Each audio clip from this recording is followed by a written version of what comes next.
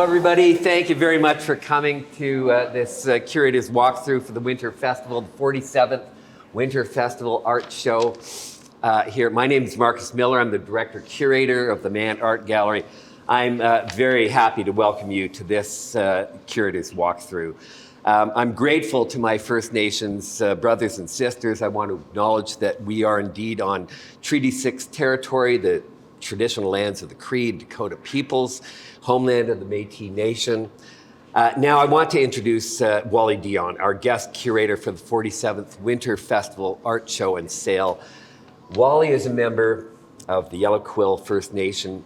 He has a BFA from the University of Saskatchewan and an MFA in painting from the Rhode Island School of Design. He lives and works in Binghamton, New York, but he's still quite active in Saskatchewan with a solo show at the College Galleries last year. And he was in a group show at Wanuskewin also. He's shown his work all across Canada and the United States. His work is in several prestigious collections, including Canadian Museum of Civilization, the Portland Art Museum, Canada Council Art Bank, Mackenzie Art Gallery, the Remy Modern, and Saskatchewan, Sask Arts Permanent Collection, to name just a few. Wally, I think, is actually a really interesting artist, and I've followed his work for several years. I'm really happy that I've had the opportunity to actually meet him in the flesh, finally. His work is quite diverse. He works in a wide range of mediums and has many different approaches to his work. He states on his website that his art is concerned with issues of identity and power, which it is. And then he goes on, and in that same statement on the website, and that it includes both representational and abstract geometric works. Well, you know, that line about representational abstract, I think roots him as a painter in my mind. You can correct me if I'm wrong, but I think that if you're concerned with those issues, you're a painter. And tell me if I'm wrong. And you've got an MFA in painting. My gosh, so I'm calling you a painter. The reference, okay, but I have to tell you that actually Wally's work is very, very diverse. And in fact, the show that he had at the College Galleries at the University of Saskatchewan just this last year included a giant neon work around the bowl. And two of the works on view right now at the Remy Modern are large representations of fish constructed with circuit boards. And circuit boards are a material that Wally's been working with for quite some time, actually. I have to tell you that it's part of the circuit boards are part of a larger body of work with scrap bits, found objects, potent materials. It's potent material. But what really impresses me about those circuit board works is how beautifully made they are. And I very, very much appreciate that about you. And I think when I hinted about that last week at your artist talk, I think you might have taken some offense to that, and you said, what, do you think I'm a crafter or something? No, I appreciate great craft. And you are a maker, and I love that about the work that you make. Okay, so I very much appreciate that. After his undergraduate, I'll stop talking in a few minutes. So, after his undergraduate degree, Wally was intimately involved with Redshift Gallery just down the street from two other artist-run centers in Saskatoon, AKA and PAVE, and he was totally into that vision in a true sense. In artist-run centers, it's something that I also personally believe in. Like artist self-determination, that's what it's about. Artists making decisions for themselves, yeah? I think Wally also has that same kind of idea here. And I praise Wally and Felicia Gay, Joy Arcan, Laurie Blondeau, with all those great people who ran Redshift Gallery on a shoestring. It was a labor of love, as all those artist-run centers are. So I'm very happy that you're here. Thank you, Wally. Thank you, Marcus. Okay. I hope everyone can hear. I'm Wally. Thank you for coming. We're just going to use our voices and project our voices, so I'll try my best to speak loud. So I've never done an artist talk like a curated artist talk. This is my first, so please bear with me. What else? So we got. I was just gonna follow up with that poem that I started. Some people were here last night, and I sort of was reading a poem, I'll fully read the poem. It's by William Butler Yeats, and it's titled "Ada Wishes for the Cloths of Heaven," and here it is. I'll just go for it. Had I the heavens embroidered cloths and wrought with golden and silver light, the blue and the dim and the dark cloths of night and the light and the half-light, I would spread the cloths under your feet, but I, being poor, have only my dreams. I have spread my dreams under your feet. Tread softly because you tread on my dreams. So I think that's the poem that I always think about when presenting art or looking at somebody else's art, and how we all, I don't know, I'm assuming there's a lot of artists here today, so I'm assuming that everybody put themselves out there, and that we would respect their work and look at their.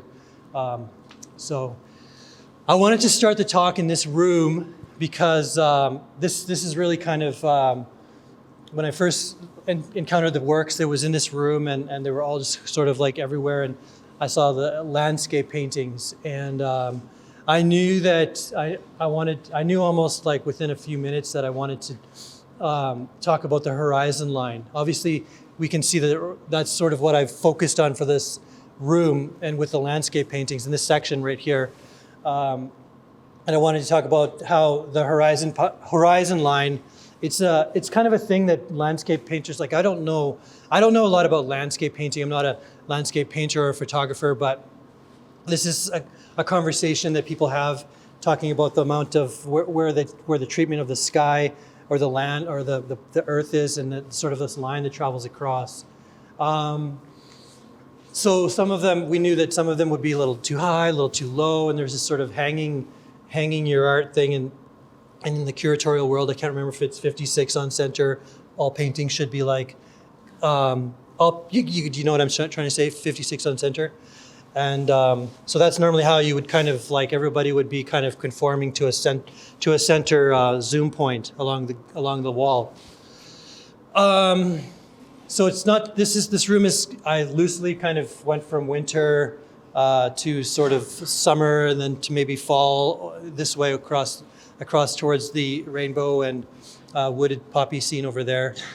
And maybe a little bit of the lakes and the water in the middle. But generally speaking, I thought in some ways too, it was interesting that, in Saskatchewan, we're, it's so, like when I come back here, where I live in upstate New York right now, I'm from Saskatoon, and I spent lots of time appreciating this line right across, right? And I remember when they first came out with that license plate that they said "Land of Living Skies." I thought, I was so irritated with that, but I think it makes sense. I really appreciate it after a while. It makes sense with the northern lights, with all the thunderstorms and the clouds, and there's so much sky here. And I really appreciate it more moving to upstate New York, where it's like this.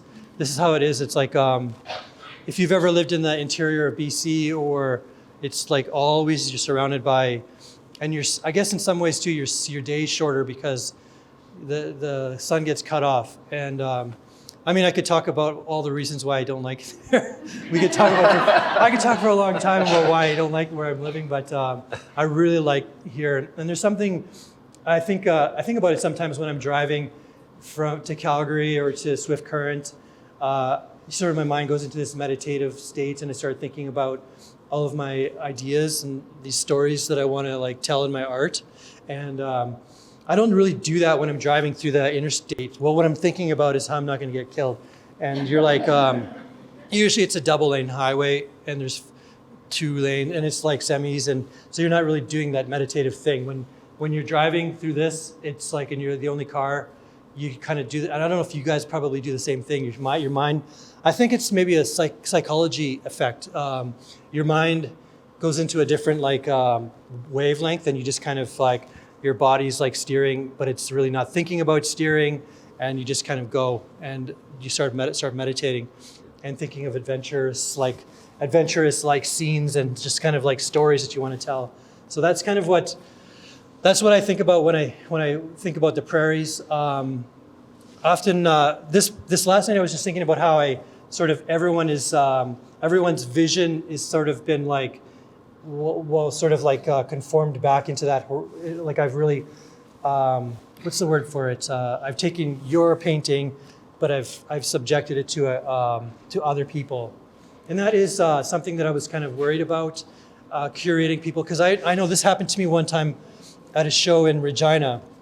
There was a show in Regina, and there was some kind of some artist had like an electronic like drum set type electronic type thing going on, and this is a thing too. It was kind of, because it was electronic equipment, it was set up like this right here, like kind of like in the center, and then they put my quilt, one of my star quilts or electronic, they're made out of circuit boards.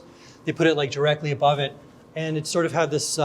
It made it look like it was part of their that work, and it really, really frustrated me. Right. I got there and I threw a little hissy fit. Right. So I was telling Marcus, when I was hanging the show, I was worried that people would be irritated that I would do something with their painting like that. But Marcus said it's okay, that they've been in the show. Some people have been here before, so they know that it's kind of like you have to get as much into the gallery as possible, and that's just going to happen. But again, back to like subjecting your landscape to other people's horizon line. That's sort of what I wanted to do, and I just think it's interesting because that horizon line is something we're constantly faced with, and we don't necessarily think about it, and so we're all there together. Is it Jaden? Yeah. Janaea, that's where I live right there, kind of right now, in like upstate New York. It's like that. It's like a very hilly and hilly. So I tried to keep the hillies and the straight lines just kind of consistent. And Sydney was the preparator, so Sydney did it, hung them all for me. Thank you, Sydney. But there's some very beautiful works. I just wanted to. There's one work about talking about light and the half light. This painting. It's actually kind of a by Ulrike. This one is interesting. I really like this because it's about the light. That's just so. We all know this light from the winter here, and how there's no sun and it's all dark, and yet you can see because the snow, like if somebody were to be walking down, you could see them because of the snow, et cetera, et cetera. And we all have these eyes.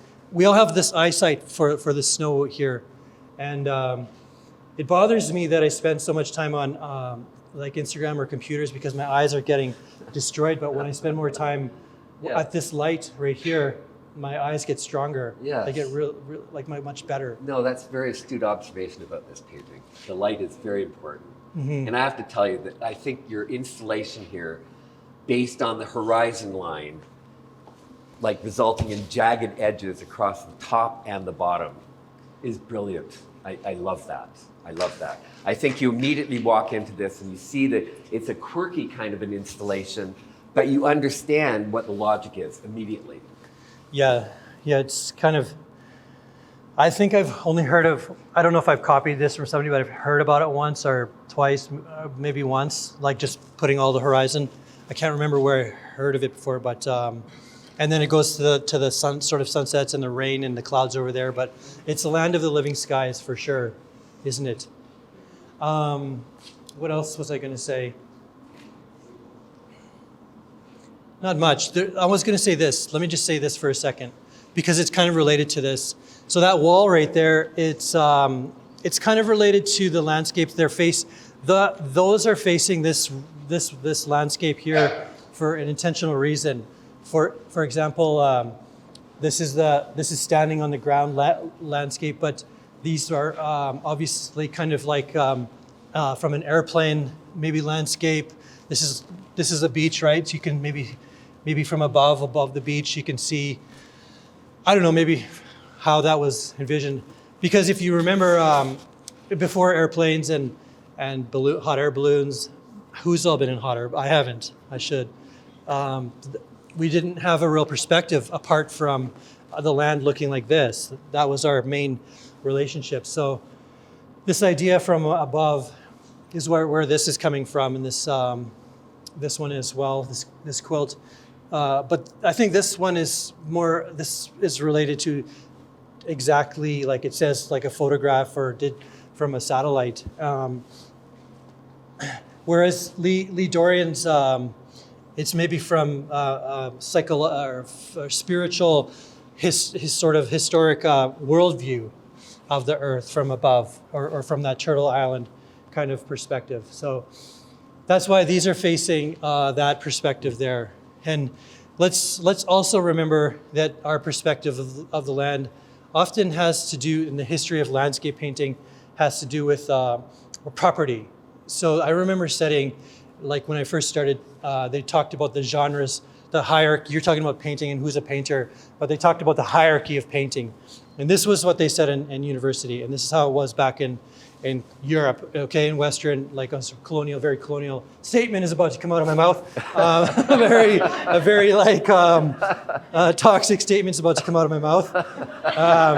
Just like, but they said, and this is what I was trying to figure it out because I was a student, and they're saying, listen, it went from like still life, like plants and like painting a vase and plant or fruit, yeah. And then it went to maybe portraiture, and then it went to history painting, which was those big grand paintings, and they would like make up a scene of Jesus or Moses or some kind of saintly scene, and you know the history paintings where somebody, and they're usually like painted excellently, and I think there was something else in there, but landscape was somewhere in here, and it was right around, and it had to do with in the 1800s. There was a fellow named Thomas Gainsborough. I remember studying it. It's crystal clear in my mind. A painting of a man and a woman, assuming his wife, and they had a dog there, and it was like a painting you've seen a million times, and it had like a big, in the back it looked like a field that extended forever, and it was like a manicured trees, and he was sitting there with a rifle, and he like, you know, just like something we take for granted. But so what they broke it down and they said, listen, that was like the first time they were talking about property, and this man owned that property behind him, and what he was showing was that this is kind of like my property, and then they were saying, look at the way the trees are, look at the way the grass is. They said that grass isn't supposed to grow, it doesn't grow like that. That grass has been cut and manicured, so that was the first time that in Europe or whatever they started making gardens, and they started really cultivating, or like really taking control of the land. And that's what they were saying, that painting is important because, yeah, it shows the time and this, but we don't really care or know about this person who was the man standing, or whatever, the family. What we're talking about is the time when people started really thinking about like changing the landscape, and when we really had that ability to just really, and you see sometimes those, have you ever looked at those photographs or visited Scotland or Ireland, and you see all those stone fences that go on forever, and you're just thinking like, who had the time to put those stone fences together into those plots of land, and they just really changed the land. And so that's the idea with landscape, is sometimes it's an appreciation of the land, and other times it can be like, this was my property, or this is my property, or sometimes they do these flyby things now with your farm. You can get your land photographed from, and they'll come by and take a nice picture of your plot, and you can kind of get a perspective of how small your plot is in the whole scheme of things. But so that's why the indigenous perspective of land, and just kind of radiating and kind of like always giving, and this might even be a little bit spiritual for that Footprints poem, but there's some things happening there. But that's kind of what we're looking at here, is that there was a time, there were two different times, and that's what I was kind of looking at for here and there. And again, this is a perfect painting of the land quartered off into the system, and everyone's growing their. I mean, we could talk about this for a lot of reasons. Like in agriculture, we could talk about like the crop rotations and different things. So environmentally, you could break this down, but you can see that the land has completely been colonized, and taken over by human activity. And that's something that I'm interested in now with, because I was doing these quilts. I was talking about tall grass, grass, like the original grass that used to grow here with the bison and et cetera, et cetera. And so, this is a good time to like scoot over here. So that's why these are right here. So these three have an actual relevance in terms of landscape because of their terraforming contribution to the landscape. Bees and the pollinators. We now are starting to learn much more urgently about pollination and how pesticides and I hope there's nobody from Monsanto here today, but how all glyphosate and whatnot is changing things. And I could talk about glyphosate for a long time, and soil content. But the bison and their contribution with their hooves, beating down and just eating forever, and then like the manure and the seed distribution. So the bison, and then of course our lovely friend the beaver, who is creating these waterlands, which then would have these like reciprocal like feedback loops with birds and insects, and then they would just kind of really create these worlds, this complete world that we just didn't really take for granted. And so that's why these creatures are here. I think they're really important for that reason, with the land. So also there's the train over there, so that's the actual enemy of it's the enemy of almost all of these. So yeah, looking directly at the train, specifically the iron horse. This I think I was thinking about this painting right here, and I put it right here because you might be asking yourself, why is that? And I was just thinking about the Norse, like the world snake, and so I was thinking about other mythologies of world creatures and world, like the turtle island or the world snake, etc. So that's why that's there too. It's like an abstract, a little bit abstract too. I don't think this person really thought that was what they were thinking, but that's me just putting that on them, 100%. But anyways, floating in space. This painting here is interesting too. It looks like it could be a river. It looks like an abstract painting from a kid. Like it doesn't really look like. It looks like it was done like within like, let me just think, like 20 minutes maybe. But I first when I like I said, like I moved it around and I was like, what am I going to do with this painting? Like, well, this person submitted this painting, and just like, come on. Really, but the more I looked at it, the more I really like start to. And this one, I gave this person an award because it was like a river, but then it was also like these shadows here reminded me of that this might be something to do with ice and icebergs, or that this might be ice itself, but there's another thing below it. So it was as far as a painting work goes, it's actually it's successful. I feel like this thing is going to give me a heart attack. I'm really paranoid about radio waves. Like, you know what radio waves are? You're going to be fine, Wally. You'll be fine. I left my tin hat in the hotel. But because they put it right here. And I was like, yo, don't you know my heart has like an electrical field? Anyways, this is like an abstract painting, but then it also, because at first it's just an abstract painting, and as far as abstract painting goes, abstraction is just like it's just on the canvas. It's paint on the canvas in color. But then you see these three-dimensional cues, and so it actually comes back. Oh, and it's like consistent, like a three. So it's like it's what we in art now, and we're up in upstate in New York or whatever. They talk about this kind of painting where it moves between an abstract painting and a three-dimensional painting. And the better you can do that, if you can make that kind of flow and that kind of like, that's what they think that idea is beautiful. And so this painting kind of grew on me over time. Yeah, and this obviously, like with my circuit board quilts, this is related to like how I make my quilts. And Marcus was right that when I put my quilts together, they're perfect, and the craft is there. So there's no denying that craft. Well, craft is a dirty word in contemporary art world, and but I used to talk about that with people at the Canada Council. I used to get like really bitter when I didn't get an award. I would write the person.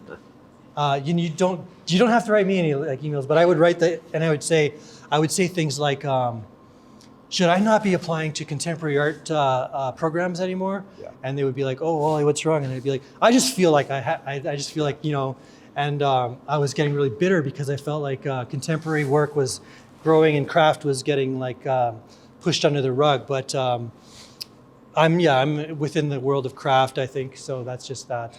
And there's that discussion as well in art. And this is the craft section over here. We'll talk about that in a second. Fine craft. Painters are some of the best craftspeople around. Yeah.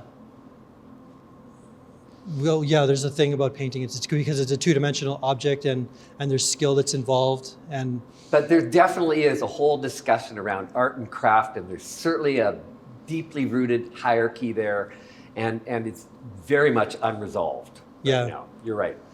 Marcus, did you have anything else to say about this in this room? No. With I'm just landscape bouncing off of you. I'm your sidekick. No, because we're going to go to the flower or Yeah. I know that several people will ask you, why did the quilt win the photography award? Oh, the quilt won the photography award because that photography award asked it asked how photography had been changed or how it asked for a work that was made with the changes in photography in mind. And so that's what obviously a lot of these works were probably, even the paintings, maybe people worked from photograph, but this was specifically it's for like I said, photography and aerial photography and sort of satellite photography, how it's changed our thinking, and that's about the environment, and that's directly like a quilt. It just is a natural flow between the patchwork and the different. Yeah, I don't know if that's a good answer, but it just Wally, seemed. I thought that was a really interesting choice. But this artist actually, when the quilt was submitted, it was submitted with the actual satellite photograph pinned onto it. It had 4 pins on it. So it was like, you don't see that here in how it's being presented, but obviously that photograph taken from probably Google Maps or something like that, right, was very important. And she basically just, came up with this design straight from the photograph without thinking. It was it was a machine generated composition. Yeah, exactly. Any more questions? Let's move down here. I thought this was an interesting segue into the flower. Like I wanted to, here's these poppies and okay. So like down here we have this flower ensemble, and I wanted to just kind of, and this is where I was worried that people would get really irritated, but I thought it was the best way to present like a bouquet of the different flowers, and I just thought I wanted it to be like very beautiful and sort of centered right there. So I don't know if I have too much to say apart from that. No, that's all. Wally, you really kind of curated this show in clumps, right? In clusters. Yeah. And the flower is an obvious cluster. The way you put the plinths together is in clumps and groups, like very much together. You did not spread things out. And the landscape here is also very coherent as, one group of things. Yeah. And I appreciate that about how you curated this show. Yeah, I wanted things to make sense. I'm sort of logical in my sort of mind that these things would work this way. There's maybe a landscape, like a reflective drawing here of a study of like this kind of pond with the water, and that's across from this water landscape right here. And this water landscape was tricky because it had two horizon lines. It had the water Right. where the water meets the rocks, and then where these rocks work with the trees. But reflection, so there's this reflection thing happening right here. That's what's going on. And then there's just a little section here where where we're focusing and talking about like just trees. And there was this idea, if we like the lonely pine and the lonely tree, and that sort of maybe we kept those together.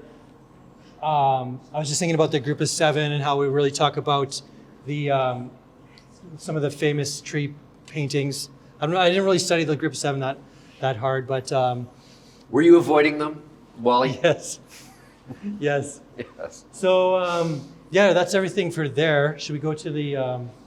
Unless you want to say something more about the No. the flowers. No. Did you want to speak about the award-winning flower, the large encaustic? This encaustic, it was for experimental media or new media, Yeah. and I thought it was like just really ambitious, and it was done with a high amount of with skill, and it's there's actually like a real texture to it, and the way it's built up. It's an abstract, and once you get close to it, it's very abstract, and just handling it, you could tell that there was a high amount of skill and love in it. Like I could just feel it from it within it, and that's one of the. I also really love this painting right here. I just love the simplicity of it and how it's just, and there, yeah, these are all great paintings. Some more, a mixture of mixed media with honeybees and flowers, and so there's also that.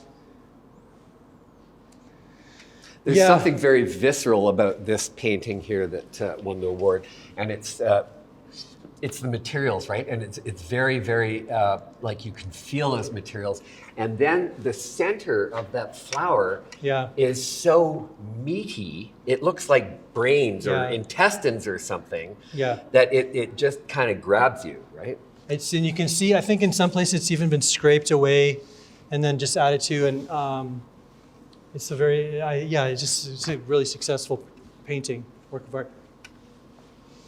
Even as an abstract, the color, just the richness of the color, it works as an abstract. It would be an abstract painting as well, if it were that. All right, shall we move into the, what I call the, I think I might call it the quirky corner.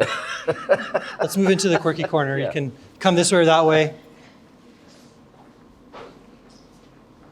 So this is a difficult space to be in, or a difficult part for me to curate. I'll just introduce it the way I was thinking about it. Yeah. Just for now, just looking this way into the corner. This is what I was thinking about with this outsider art, and outsider art in the definition of it, or the Wikipedia of it, would be a person who's making art who is not trained at an institution, doesn't have any formal training, and they're kind of working in isolation, in a sort of a solitary isolation. And that would be what they refer to as outsider art. And so, and we talked about craft, and we just talked, like, there's so in New York and Toronto, they have, there's the content, and everybody's been getting training, and everybody's been going to school and university, and everybody's insiders and whatnot. And then we kind of always look, they get bored when they look outside. They look back to the country, and they look at people doing funny things and quirky things, and they search and they search and they find them. And sometimes people will copy them. They will take what they're seeing and they'll just they'll sort of, and they'll want to do that because as a pushback against what's happening in the city, like the very contemporary. So, but outsider art, I think it's special. It's important because it gets us thinking.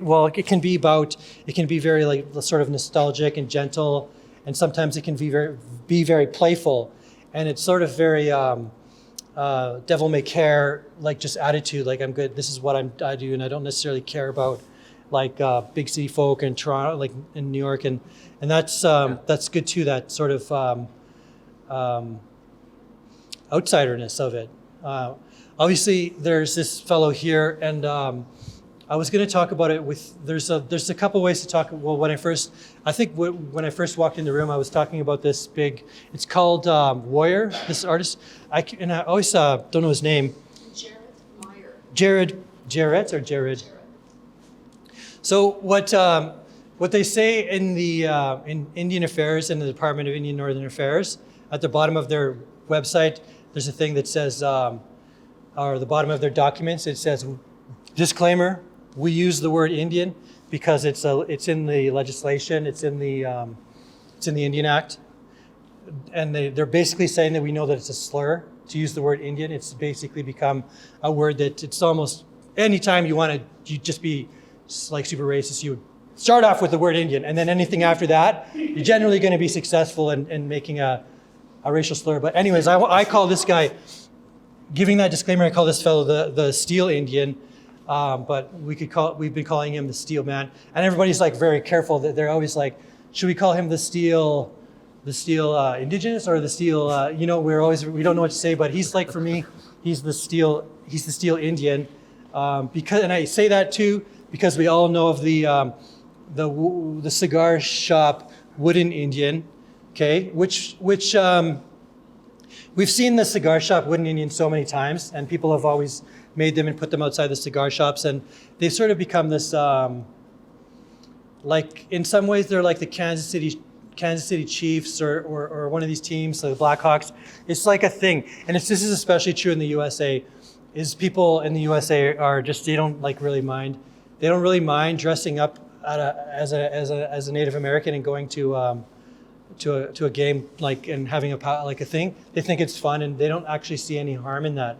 Same with those Wooden Indians, but Jared, and so I don't know the intentionality of Jared making this. Obviously, I'm pretty sure from our discussions that Jared's like a settler or of European ancestry, not non-Indigenous.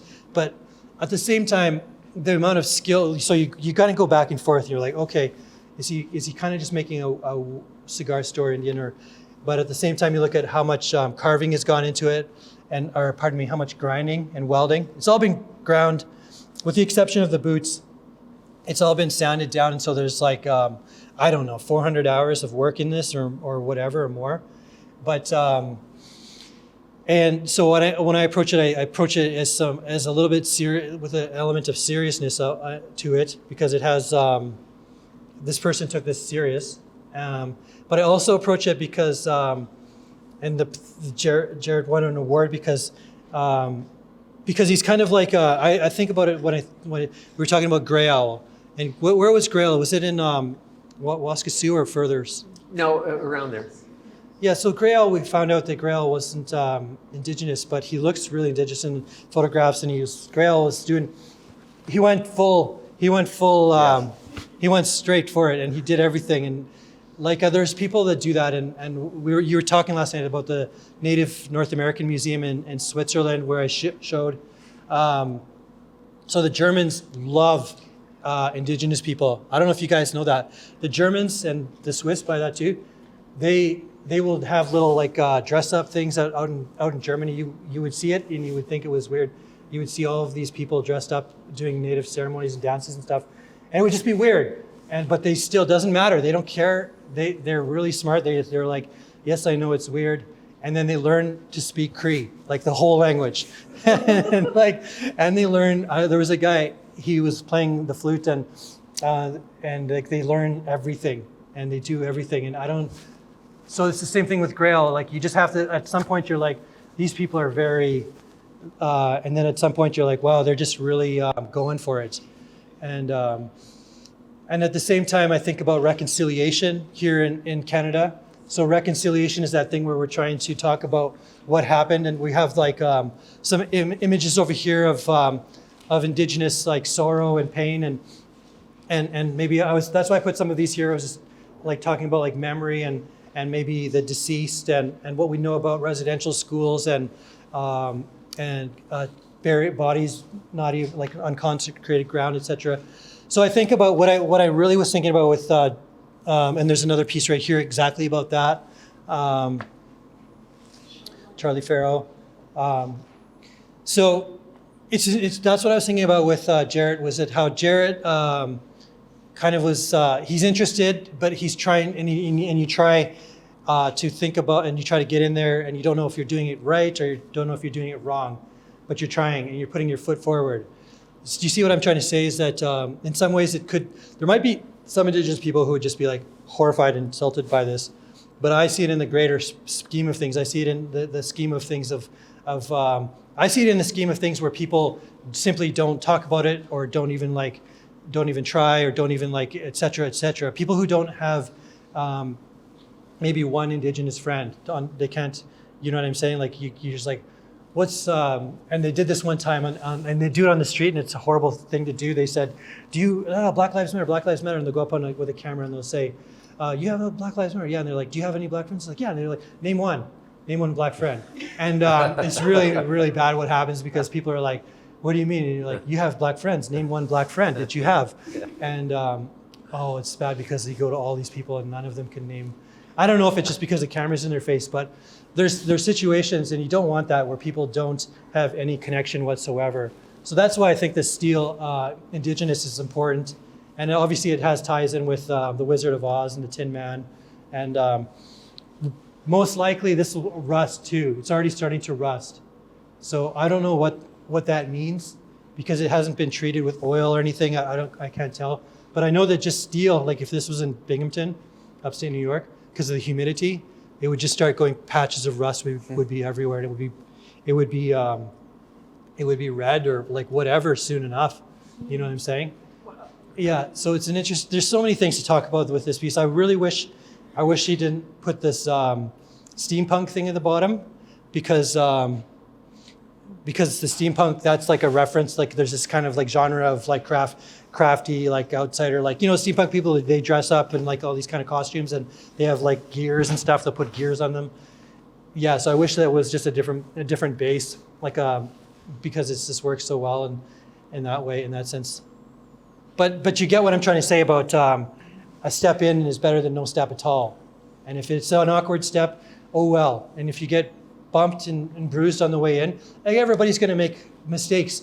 Like if I was to start hanging out in black circles and doing stuff with people in America, like just like, and like let's say I went to a party or some kind of event where it was all just black people, and I was standing there saying stuff and just talking with my mouth, and I'm sure through the night something would happen. There would be something would happen, and I would have to accept that I'm going to get some kind of, something's going to happen. Like I'm going to say something wrong, because I don't have a lot of black friends, and I don't find myself in that community often enough to say, and most likely I would just sit quietly like this. I would just sit quietly and not say a word. And that's kind of not necessarily what's good either. So that's why that's here. Got it? Anyways. Wally, thank you. Thank you very much for that. That was really so that good. Ties to that. Because this was, I know, was going to be a vexing piece for you and for many people, and you really addressed it with great generosity, and I appreciate that. Yeah, I think it's good. I think it's really good.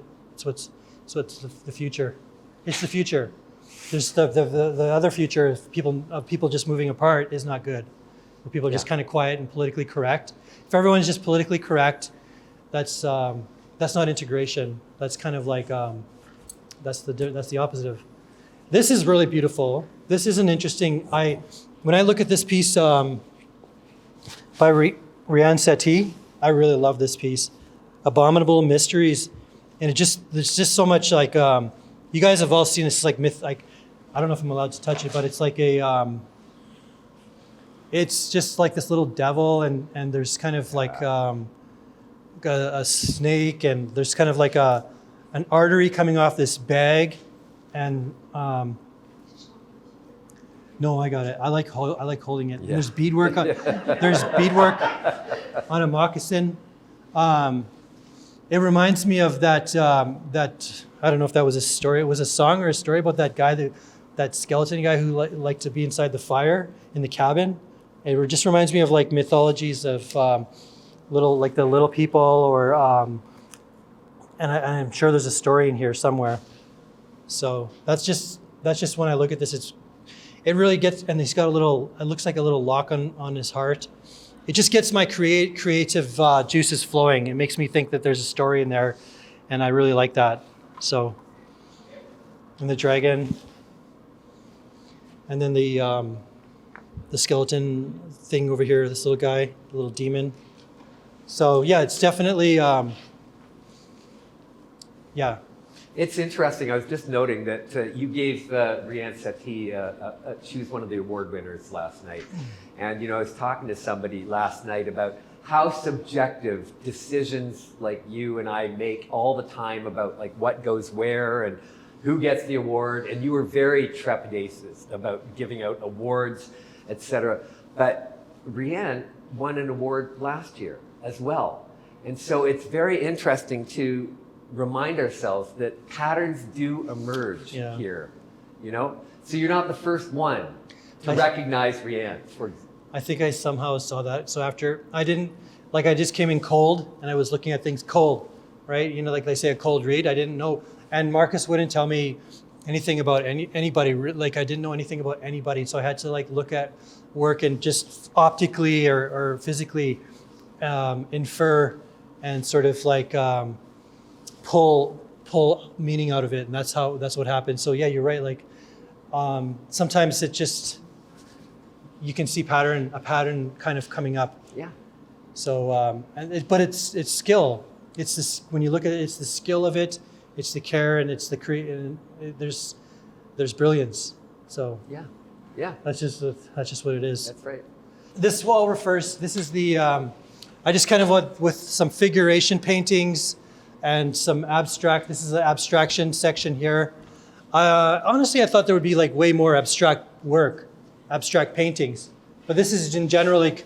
I was thinking about having this sort of like spiritual section here because some of these works are even titled or have the sunshine came softly, black sun, 12-fold star, Lycol Falls, chaos of lines, moody blues. Crystal series. With the abstract paintings, sometimes you have to use the title to figure out as well as a clue what they're talking about. Other times you can just you can pull or realize where it's coming from other abstract works that are existing in Canada or wherever. So, but there's I felt like there was a spiritual aspect to some of these abstract paintings, and that's sometimes like the idea of.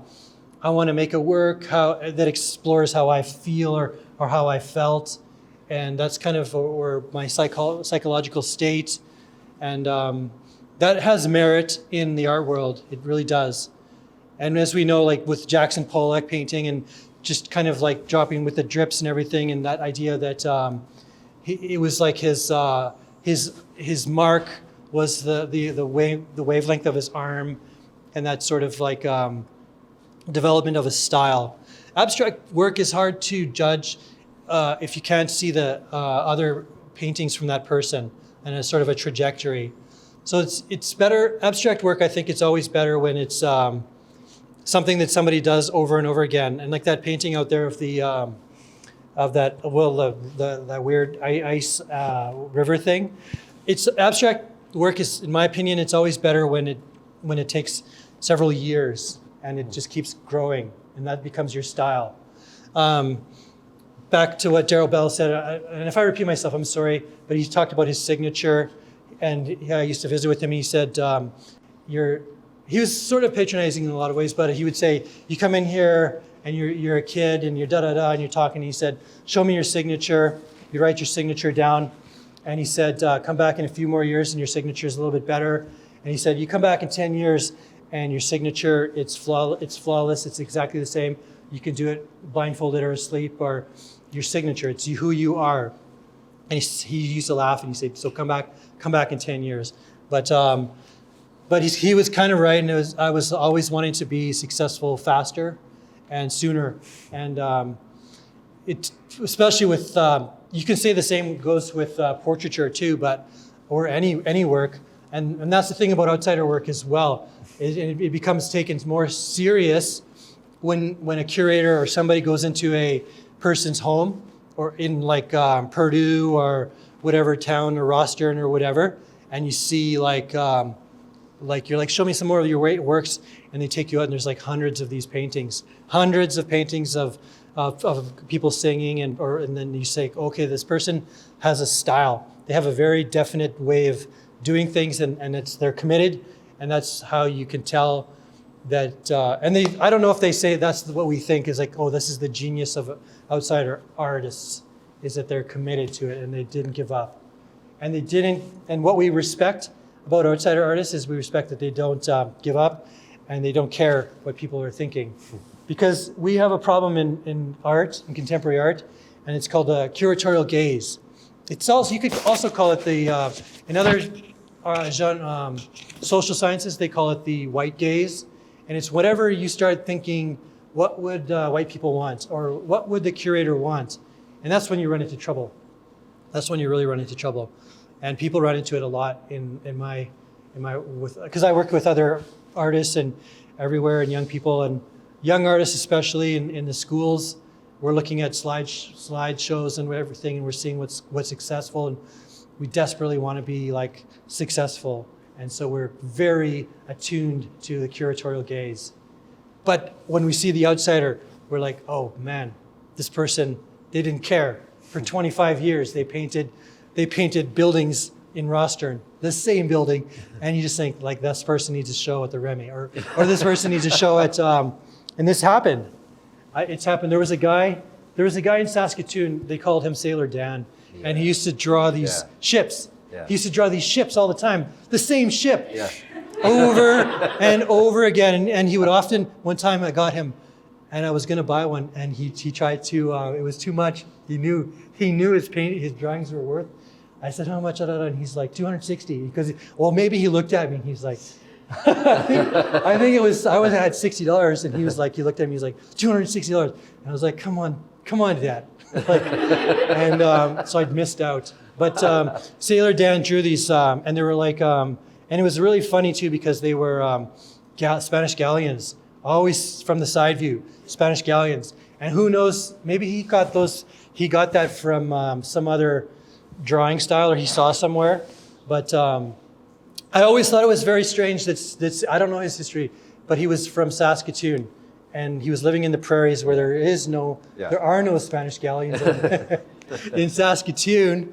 So what I told the Remy, I said, you guys, for your first show, forget about, and they did so many things like weird. In the beginning, they were always bringing in people from like these, they brought in an Italian Native American artist, and that was the worst thing ever. This guy they had so many people who said that he wasn't Native American, and he said this and that and the other, but they were doing that all the time. All these international from all over the world, and they wanted to be like super contemporary. And I said, you guys need to have a show of Sailor Dan, and have it so just like this show, put out a call. Everyone bring in their Sailor Dans, and then you can also, like that's what I said you should do. And I thought that was my own advice as a curator. And I said you should also make a Spanish galleon, maybe on the river or in some kind of, make it out of sticks or something. And I think that would be awesome. And but that's the idea. That's how we. What's the word for it? When you take something, it's almost like you like the computer assimilates it, and we make it evil. You know what I'm saying? That's how we would assimilate. That's how we would have assimilated Sailor Dan. But anyways. Wally, you're such a creative thinker. I so appreciate your commentary about all of these things. And you bring out the complexities of all of these things that you're bringing, like outsider art. That's a conundrum, is it not? Like you're talking about Sailor Dan here, who actually is bouncing off of other art that he knows about. So the idea that, an outsider or a folk artist or anybody like that doesn't know about art, that's not actually true at all. Of course they know about art. They wouldn't be making a drawing or a painting in the very first place if they didn't know something about art. So all of these things are very, very interesting questions. And I think your commentary brings that out, and I appreciate that. Yeah, you're right. They do know, like Jared probably has seen other sculptures. And did you know there's in South Dakota or North Dakota, somebody built on their own dime, built a large shawl dancer, an indigenous woman with a shawl. And she's got a star quilt shawl, but they made it out of steel. And it's as tall as this root, like maybe even taller. It's incredible, this person. And it's a massive steel, and she's got this huge shawl with the feather and everything. But it's the same kind of situation as Jared. So, but yeah, people are working and seeing, and they're just saying, I'm going to do it on my own dime. So, but that's the thing with abstract art, is that you have to build it over time. So that's one of the things. What else was I going to say? Can't remember. This painting was a little bit difficult because it actually, you think, oh, it could just be about youth. It could be about like what such a, but it's actually called Golden Boy.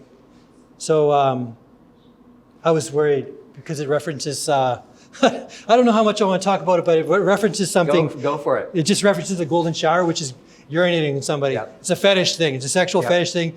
And it's called Golden Boy. And there it is. And I didn't know where to put it because it would almost be kind of very, like, if you put it beside somebody, it wouldn't be nice. So I had to put it there. But it was sort of nice to put this romantic kiss beside it. And so there's sort of this little, kind of like little romantic section here. And this was outside, and it was in the wildlife section. But it's sort of also nostalgic, like Moonlight Serenade. It's just like perfect, like as far as romance and companionship. So this thing, Time and Carol Wilde, Dad in Mask and the Pandemic, sort of intimate portrayals and emotional. So, yeah, and then maybe this was just a kind of a spiritual area here, sort of the medicine wheel and the portrait of Jesus and the doves. So that was that kind of vibe there. Any questions? I'm gonna get and then we'll talk about that stuff there. I'm gonna get a sip of my Let's coffee. take a little break and for washroom, oranges, coffee, etc., and we'll reconvene in a few minutes. Okay. So let's resume. This is a painting by Brody Burns, and it won the Oil Award. So I just met Brody a couple days ago in Saskatoon, but Brody was talking about how he sort of came to these shapes, and we were talking about whether they started out as drawings, like tiny drawings, and then he would just kind of put them there and then make that into a big painting. One thing I think, he's basically like abstraction, but like automatic painting or automatic drawing, where you're just like kind of lets your brain, as a sort of an activity or meditative activity, you just let your brain turn off and make its own marks. With this painting, what we would say, what I said with him was, sometimes what you do is, if you're going to talk about this painting, you would just talk about it in terms of like a formal critique or a formal discussion. And so I was talking about like his arm movements, and I said like, it looks to me like your paintings they have a certain arm movement, and there's definitely no like minutia brush marks, and so that's something that I talked about with him, and therefore he needs a bigger canvas. And then we talked about his color use. This is primary and just tinted, a little bit tinted, but he was kind of like studying after a painter named Alex Janvier. And Alex Janvier is one of the sort of Indian group of seven, sort of a seminal like Norval Morrisseau painter. And so what Brody was doing here was borrowing aspects from Alex Janvier, just straight up wanting to borrow and build from Alex. And I know Alex, he lives in Cold Lake, Alberta. And so I've seen this. If you saw Alex's work, you would know instantly, you'd be like, oh, this is like copying or whatever. And so we talked about copying for a little while. And I said, don't worry about it. If don't like, you have to copy like in order for it to become a genre or a style. And that's like kind of how things are. Like I was, when I first started making circuit board quilts, I thought that people were going to copy my idea and take the circuit boards, and everybody was going to be doing circuit board works. And I became very paranoid, and all these years, nobody's really done it. And in some ways, I'm kind of disappointed because I'm kind of like a one-off. I'm sort of a one-off. Like it's just kind of a one and done kind of like a flash in the pan. It's not good. It wouldn't be a bad thing if somebody were to copy, but whatever. That's just something to think about. You want to, as an artist, you kind of want to have people to your left and people to your right, and then that's your genre. That's stronger. That's what makes it part of the Canadian fabric or the Canadian quilts of artwork. Like the Group of Seven, why people love them so much and talk about the Group of Seven so much is because they were working all at the same time and supposedly in conversation with one another, and therefore museums can say that's Canadiana, or whatever you want to say. That is Canadiana, and like we can pitch that to museums in Russia or in France, and we can say we're going to show a big show of Canadian art and blah blah blah, and so that's why Indigenous work, it's important, or any abstract work, it's important to build it, and that's sort of one of my main like life missions, is to sort of make a visual culture for other Indigenous artists to see and to build on. So to get back to Marcus's comment earlier, he said you're a painter, and it's true. Like what I do these like circuit board quilts, like I make circuit board quilts with like exactly like this, and now I've started making quilts with fabric, but I like to paint. I like to paint like figurative painting, like portraits, and I want to be remembered as a painter too, and I want people to look at these paintings and these portraits and see themselves in the painting. And that's the other thing about when you do portraits or when you do all kinds of paintings, they talk about the scale, and they say, is it a tiny picture like a Polaroid, or is it a picture glass window? And that's one of the things we used to talk about this stuff at school a lot, and it was boring, and we would talk forever about things that I didn't think mattered, but they would talk about the fact that the scale of this is so big that you're encouraged to step into it, as if it was like a portal, like that we could just walk, like just kind of put a little step ladder here and just walk into this world, and you see this environment. So it's like a one-to-one environment, like that. Not that flower, because it's not a one-to-one flower. There's no flower that's 8 feet big, but that was a bad example. But anyways, it's like, and that's the thing about scale. And the other thing about scale, and I've been talking about this a lot over the last couple of weeks here, is this idea of bravado, the bravado of the artist, and we talk about in terms of gender studies, we talk about the bravado of the male artist, because typically it was these male artists who are just making these big paintings and getting lots of recognition. It was just sort of like it's just tied to like, and I don't know, toxic masculinity. It's tied to like this idea of these men making these big paintings, like I'm just gonna make it because I can, and if you can't get it through the door, that's not my problem. You asked me for a painting, so I made you a 20 foot by 20 foot painting.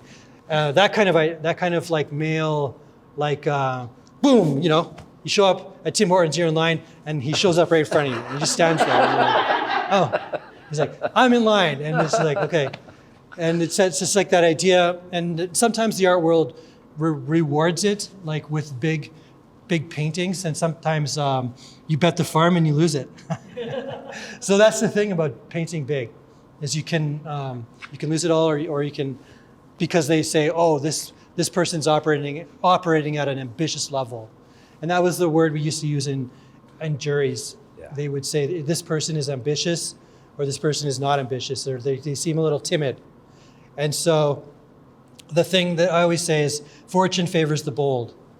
You take big risks, and we kind of, you get pay off a little bit.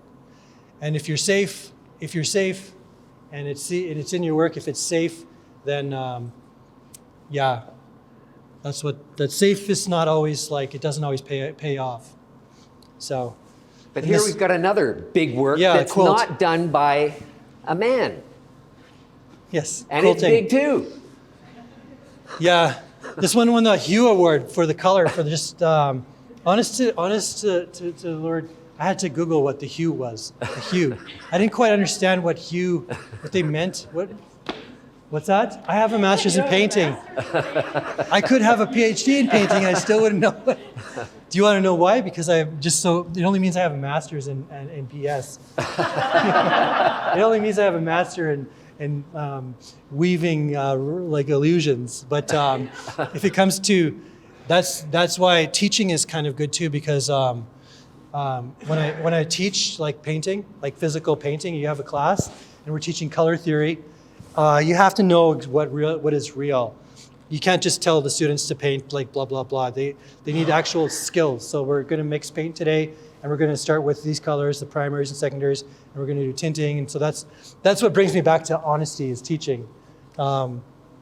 So this painting, or pardon me, this quilt, it's obviously it's a star quilt, and I'm just getting into real quilting right now.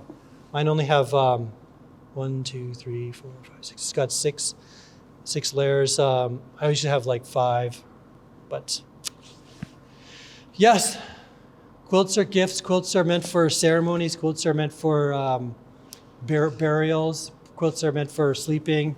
And I've always thought of quilts as like the poor person's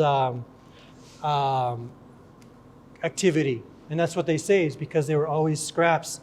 You couldn't afford a bolt of cloth because you were poor. And it's not as specific to Indigenous. And the star is not specific to Indigenous. There's other Ukrainian and other designers who use this pattern as well. This geometric pattern shows up in other cultures. So it's just that Indigenous people really loved it, and the radiation, and because of the morning star and the evening star, it just really it's just one of those things that's just like, boom, we're going to take this is ours now, kind of thing. We love it. And so That's appropriation. yes, we're going to appropriate this right now. But so that's why I like this star quilt. And what are these called? Are these called the Furbies? No, she had no title for this. She didn't have a title. It's untitled. But there was a couple things about these little creatures. Well, obviously, like I said a moment ago, they're kind of like they're strange objects.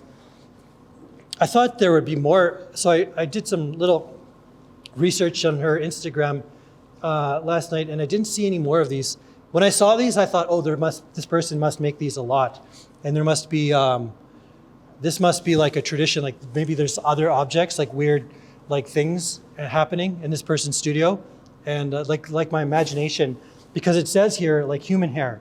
It doesn't say. People always say, "Oh, that's faux hair, fake hair," but it says actually it says human hair.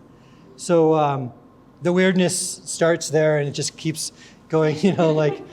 And obviously this is real fur. I can kind of tell, and I have always kind of wondered about those jackets in the Salvation Army, and I've always looked at those fur coats.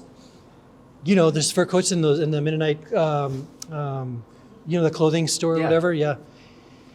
And I thought, man, but here they are. They ended up right here, and the fluff puff.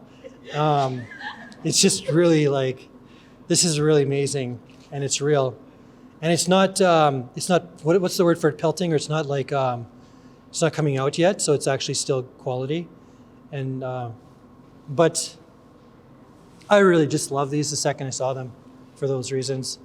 There's this whole thing now, especially in the States, about fur. They don't like animals being tortured and suffering, so this kind of thing wouldn't. It just wouldn't make it in the U.S. or certain parts of the world. But the thing about Indigenous people is they go toe-to-toe with those, what are the people who are anti-fur? The anti-fur people and the Indigenous, they go toe to toe on, and it happens on Instagram and it happens in social media. And I don't know if it happens in real life, but because they'll show a picture of scraping a moose hide or something, and then the anti-fur people will come at them, and they'll just be like this collision, So, anyways, and there's such a tradition of like there's Furbies, those little creatures, those furry creatures, and then there was that episode of Star Trek, Trouble with the Tribbles, and there was those like little furry creatures that kept reproducing on the Enterprise, and then there was another show recently again, and with these little furry creatures, and it was like science fiction. Generally, these things happen in science fiction, but it's the idea that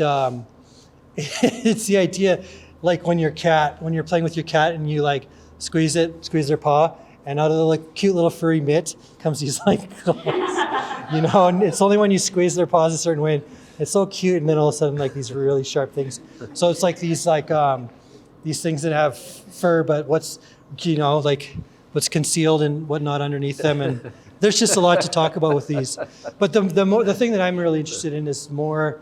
Like I would say, like where is it going? And this one, somebody braided their hair right here, and it's like, and this could be an ear. It's just kind of like in Gremlins. It's just like amazing little thing. And this one is trying to come out of the outsider quirky world and trying to come into somewhere else. So they're mobile. They're reproducing and they're mobile, So soon enough, they're trying to get into the land. Yeah, I was gonna make Furby. I was gonna make a big Furby, and when I saw these, I was like, somebody beat me to it. But with the mother, well, what I was gonna do, I was gonna make a Furby. Like, you guys know what I'm talking about when I say Furby?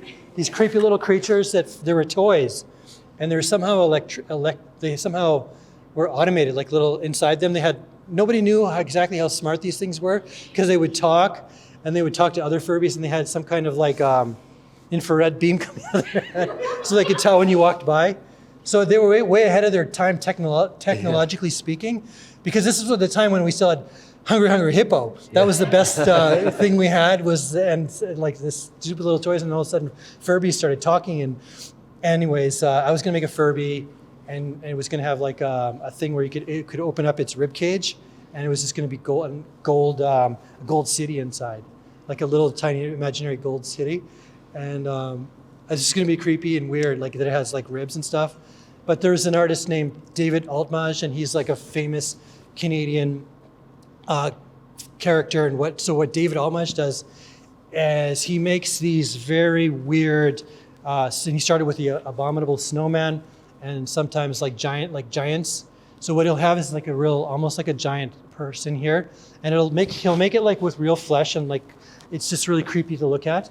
But then half of it is like all rotten and open, like his rib cage, and then some of it's growing crystals. So it's like the snowman has been like frozen in time, and then there's like a little walkway up him, and so it's like people, like the tiny little miniature people, started building around this body of this thing, and it's just huge. Like these things are like landscape, but half like figure, half abstract, and he's a great Canadian artist. He is. He's He a really great is. Canadian artist. And you're exactly right to bring him into this discussion, because when you're talking about this, and you're talking about the cats like being these nice cuddly little things, but they've got their claws here, and that you were sensing some potential danger with these things, that's what you really feel with David Altmage, right? David's, yeah. Like it's really like life and death, and it's all wrapped up into one. And it's creepy. Very like, creepy. Very creepy, but very beautiful too. Yeah, That's yeah. the thing. And that's what we should have been talking about too, is the idea that how creepy and beauty can kind of be mixed together. And that's art, right? That's where artists live, on the sideline of society. I don't know if you guys feel that way too as makers, but in Saskatoon, we had the Broadway district, and I was like, I remember talking to like just like people who were an artist. They would always be like, and I felt weird when the people would say this. They'd say, "Oh, we had the Fringe Festival on Broadway," and just stuff like it was kind of like this alternative like energy area on Broadway, and they would say. These other people, my friends and stuff, they would say, "Oh, we're going to go down to Broadway where all those creepy, weird artists are, creepy, weird artists and musicians." And they would always say that. It was like there was the world had this idea that artists were creepy and weird and just kind of freaky, and you didn't really know what. But in some ways, we kind of are in whatever, and that's sort of our modum operandus is to be that and do that, but I think it's really successful when you mix beauty and that together, and you can really have things like a little bit of, because if these came in here and they were just slapped together and it was falling apart, it just wouldn't have cut it. That wouldn't have been the same thing. I can't take it, wouldn't have been taking it serious. So, and talking about taking things serious, this is craft. This is the craft section, and these are works of art that specifically, and people take themselves very serious in this area and work with their hands and work with a tradition of skill, a cyanotype, pottery, copper, photography. There's some photography here, and then some serious pottery over here, and some serious felt or fabric work too. So I wanted to hang this work so that we could see it from both sides and see the needlework in this. I wanted to see it this way. And this wood bowl is fantastic. This turned bowl. We talked about how these it's stitched together with these dowel rivet type glued in. This is a high level of skill. Everything here requires a level of skill and tenderness and nurturing. So there's not very much room for abstract, laissez-faire like expression. Yes, the pottery. I like this pot because it's beautiful, but then at the bottom it has this like growth coming on the bottom, like a little bit of a kind of there's like a beautiful side, and then there's like an ugly side. Then the artist clearly left that there. It was intentional. And then obviously this bowl, it's too fragile to be ever used. It's sort of very much for display, but it may well be able to hold things. You would never put fruit in this and let your kids play with it. And these are fire burnished porcelain beads. I actually put this on for a second. I wanted to put this on, but it's too fragile. This is the I'm scared of this one. Yeah, this is porcelain, and this is the one that won the Pottery Award. It's very sharp, like prickly thistles and like just kind of like wheat, like not just very like thorny, Canadian thorny. Yeah, Canadian thistles. So this is amazing. I don't even know how this was made, but this is really beautiful.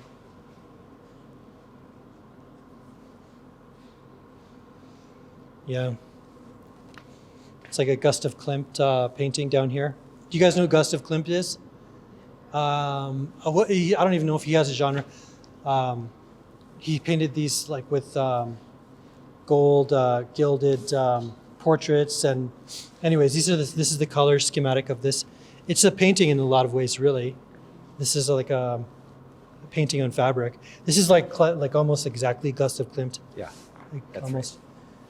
You'll just have to take my word and Google it. But yeah. Well, Gustav Klimt, he painted a kind of a decadent, very knowing society in Vienna around the turn of the century, right? And then that all came crashing down when the Nazis came in, right? Mm-hmm. But it was because they were very sexually that too. Free. Yeah. And that's what he was painting, that society. Well, his paintings are often romantic, like, yeah, the embrace. There's one called the Kiss and Embrace of Death, and there's this idea. It's often like a figure of a person, and then there's like this abstraction happening beneath it. So, That's interesting too. Okay, did we get to? Oh, we have to go outside now. So let's take a little break, and we're going to reconvene in the project space. Yeah, let's do that. This okay. So we're in the. This was the wildlife area, and you'll notice that it sort of goes from wildlife, from wildlife to sort of animal husbandry or domesticated animal, then to farm. But this is the urban section. So I was troubled. Well, I wasn't troubled, but I was where to put urban environments because it's landscape. It's landscape. It's a lot of these that they don't necessarily have the horizon line. So I just wanted to talk about put them in contradiction to the animals and to out here. But a lot of these were with perspective and just different. This one was, for me, it was a challenge because it was talking about, it had a horizon, but it was clearly a one-point perspective. So it was a conceptually, a bit of a conundrum in that sense of the word.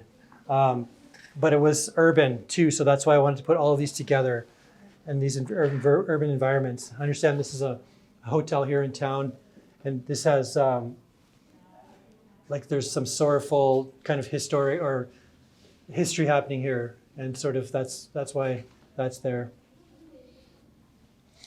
But yeah, so this is like our urban section, and then these are our wildlife animal portraiture. So yeah, I just started painting or drawing wolves and animals, and it's like a lot harder than I realized. Hair and fur, technically speaking, doing painting in animals is difficult. This artist was here last night, and I was speaking with her about wolves, and she was telling me about the wolves, not on her property, but close in that she said on her property or whatever. So I didn't realize that. Obviously, yeah, maybe there's wolves, but I suppose there's wolves here, and that's interesting. And she was talking about the paw prints, the size of them, and it's very interesting. And it had the bear and the sort of alpha predator, the predators here, and then sort of the horses, and they sort of prey down this way. So that's kind of what I was thinking there. This one is called "Don't Bite the Hand That Feeds You." I wasn't sure what to make of this. There's a human hand there, but it's a bear, and then there's a fish or a salmon of some kind. So I wasn't sure what to make of it there. So I was trying to think some of these were landscapes, but then I wasn't sure if this was a painting about the horse or about the landscape, or if it was a painting about freedom and what the horse represents. But that's what it is. The horse, these animals represent things to us, I think, in a lot of ways. I'm pretty sure. There's this storytelling that Indigenous people have with the raven and the wolf. So, yeah, storytelling in animals and horses. This is an incredible sculpture, heavy. So, sometimes I'm not a hunter. I don't necessarily, but sometimes, yeah, I'm not sure what to make of antlers. The thing about antlers and why get the biggest antlers. The thing about, and this person, and the idea of finding the animal with the biggest antlers and killing it. I don't understand, but that's how it is. So painting it is just as good. This painting was I was just really drawn to. As far as these, like a can of worms, mixture. It's I painted some hair painting and drawings a while for the last couple of years, and I was painting Medusa, or just trying to think about Medusa, the idea of this woman from mythology who had these snakes for hair. And I was thinking about how, well, that was just me for my hair paintings, and thinking about how hair is like demonized and sort of like, or fetishized. but by the church and all of men just kind of making it like a thing that's like either dirty or sinful, and it's got to be covered up, and all of this stuff. So, anyways, that sort of reminded me of the hair, the idea of hair and curly hair, but this artist I think was talking about or thinking about Canadian geese and how they're kind of a pest, always like pestering and showing up, and they're also kind of aggressive. If you've ever been attacked by a Canadian geese, you know. They're ready to fight. And then they pair bond, apparently. I don't know if all these things that we've been told, nobody's ever bothered to fact check, but apparently they pair bond for life. I don't know how you would, but somebody somewhere devoted their life and researched that, you know. And they've said that, and I've heard stories about hunters, and so I kind of believe that they would pair bond. It's not weird to think that animals pair for life, but so yeah, this complex relationship, and this artist was talking about how they these weird stories, and she was talking about stories about how like somebody made up a story, and in the storybook, the geese are all talking about migration, and they're getting ready mentally, talking about it, and the old geese is talking about like events and things that happen with migration, and the younger geese are just sitting there waiting and talking about it. And yeah, so there's lots. I've always wondered about, because once in a while you'll see one goose by itself, and you think, well, what are he must be lost, or they must be lost. And then they all meet up, or how do they all meet up, or do they all go to the same? I often look at them thinking like, I think a lot of things about them, but I don't know if you guys do too. But Canadian geese are just. We gave them to the queen, and then they. What's that? The single one is the silly. Yeah, there's one in the middle that's kind of like the strange one out, and then this one I thought this was going to be in the landscape, but it's quick. I think that I had to figure out, well, is this photograph about the snowy owl? Well, it's called My Happy Place, so. I assume that this photograph is about the owl or the bird, not necessarily the land or whatever. So, but here's what I was talking about again with the cropping of the land in the sky, and just a sliver of land right there. In the spirit of farm life, this probably was drawn, vine, charcoal, and pastel was probably drawn from a photograph of just like the heart. Just kind of, when you look at this, you just think about like what farming is, like what it really is. It's just like just doing things, just getting like with caffeine season, and just how kind of brutal it is, and you just gotta like people, city folk don't know and we don't know what it's like. This sort of very delicate, soft, and gentle portrayal. It's everything about it just is so intimate, and I really like this painting for a lot of reasons. I save and like a lot of pictures of cats on the internet, so that's my thing. I'm a cat person. Well, Sherry, our receptionist, was so happy that you placed this cat right in front of her, because she's a cat person and she loves that, and she loves you for that. Yeah. Gilbert, 2022, yeah. Seduction, it's titled Seduction. And so yeah, we moved from wild animals and wild to sort of domesticated. And so here's the Joe Fafard animal scene by Heike Fink.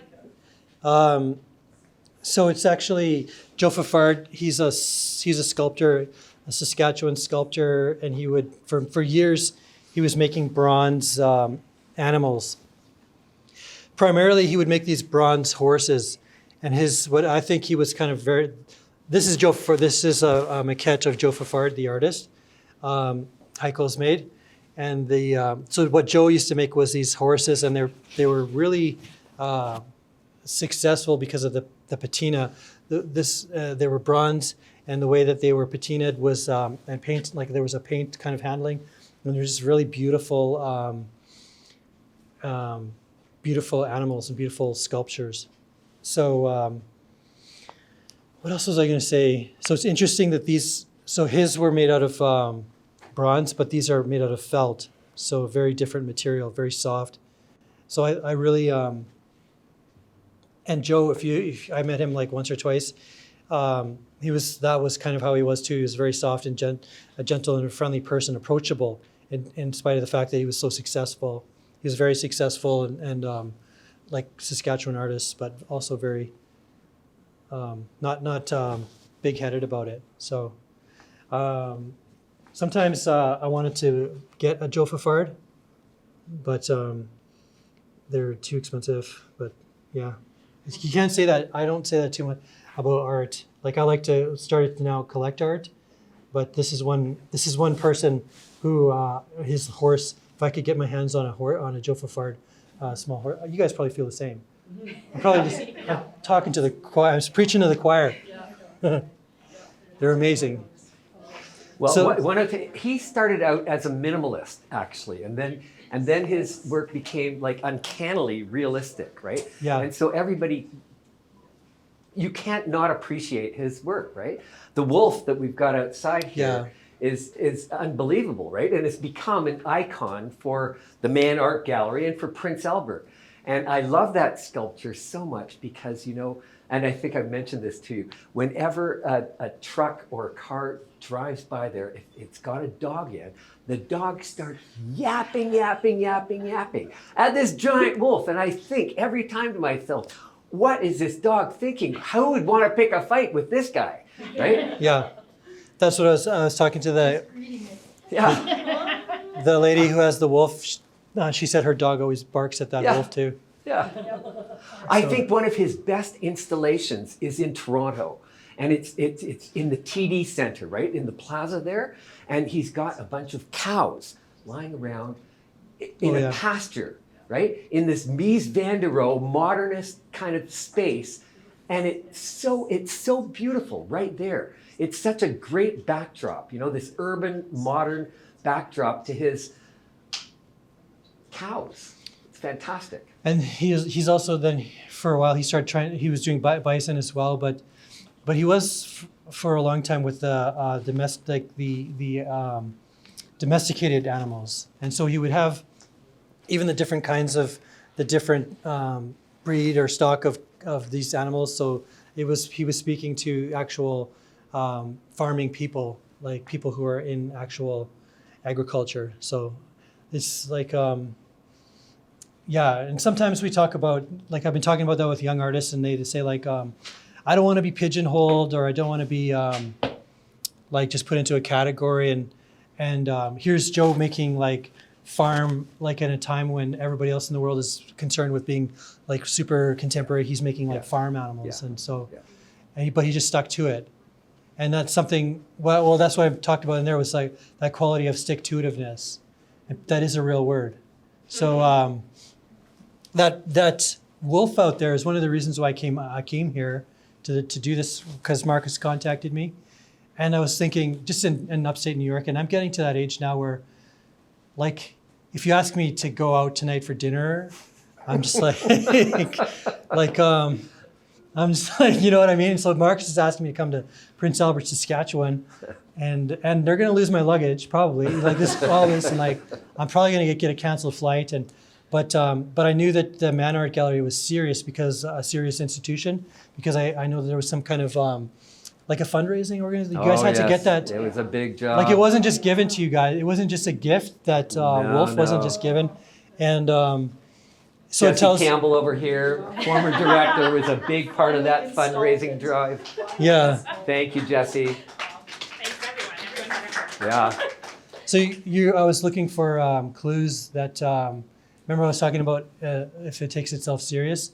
So some museums in Saskatchewan or some smaller galleries, they're okay and everything, but they don't take themselves serious. So you look for institutions that take themselves serious, and then you can like make a relationship with that, So like after dealing with museums for all these years, you can tell the ones that are to work with and the ones that you just kind of like don't want to. But that was a kind of a clue right there, that they had a Joe Fafard outside. Because in my talk the other day, I was talking about like bravery in public public art. So the big metal sculptures, and then we have them all over Saskatoon. Yeah. It's a giant metal sculpture, and nobody really knows Rusty metal sculpture. Yes, and supposedly it's art. It came from somewhere, but nobody knows what it means, or it's just a metal sculpture. And every time I see a new metal, and I sometimes think because they're safe, they can't be damaged. If they're spray painted, they can be sandblasted. It's a safe work of art. It's super safe. They're also made so that they don't hurt people, etc. If somebody's climbing on it, the city can't get sued.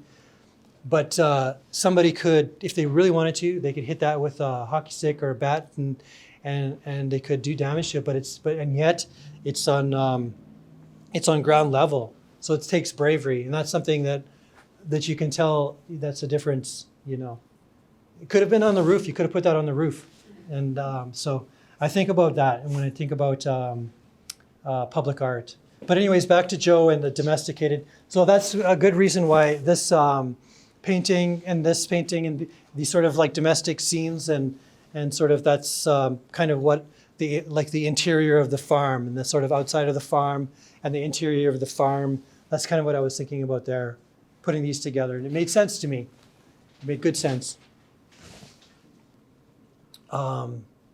Yeah, I just like the colorfulness of that painting, and then the muted tone down of this painting. They're sort of like all working together.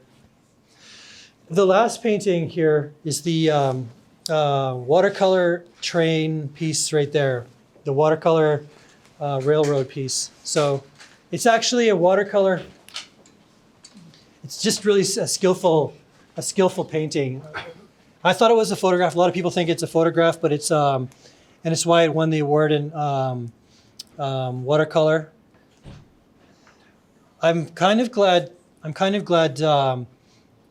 Well, I don't know, because there's one Asian fellow here, and we know about the history of, I think, the Chinese and Canadians, the immigrant and the railroad. So we know about that. So I'm kind of glad that's here a little bit.